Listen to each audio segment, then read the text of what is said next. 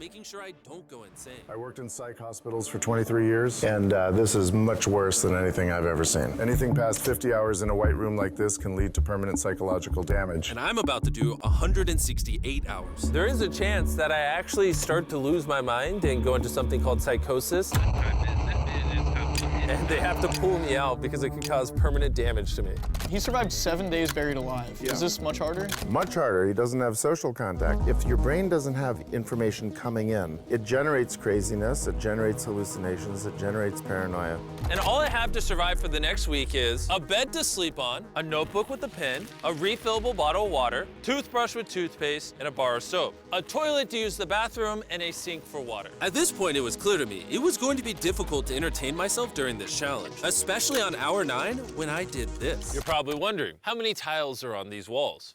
The correct answer is 1,900. And if you want the roof and floor included, then it's 2,860. But more importantly than all of that, According to my stomach, it is time to eat food. If you're wondering how I'm eating during this challenge, there's a conveyor belt here. which spans over 100 feet, so I can be fed without any human interaction. I think I've been in here around 14 hours. Isn't it crazy that at this point, I was already off by 2 hours? And so far, the hardest part of the challenge is no one's fed me yet. In hindsight, I should have ate more food before I came in here. But yeah, it would be really nice if someone fed me sometime soon. Your boy is very hungry. Did you wash your hands? Yeah, of course I did. No, he did not. We'll be sending him his meals randomly so he can't guess the time. Like it's 6 p.m. right now and we're sending him his breakfast.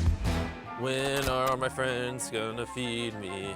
I am hungry, I am hungry. Now, because the room is soundproof, even though the food arrived, I didn't realize it until I checked 2 hours later. Too hungry to walk. That's a little dramatic, man. Come on. So when I finally checked, Oh, I was not actually expecting food. This tastes awesome. I mean, it's cold and soggy, but I'm just so deprived of feeling things. This is great.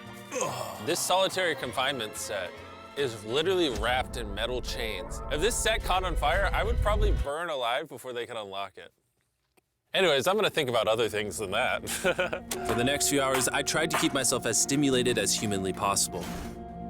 Oh, that's kind of cool. He's got nothing. He has nothing to work with. If he's already resulting to this for basic stimulation, I have my doubts that he'll last 7 days. It's interesting how when you take everything away from a man, something as simple as a metal plate can be like as fun as an iPhone.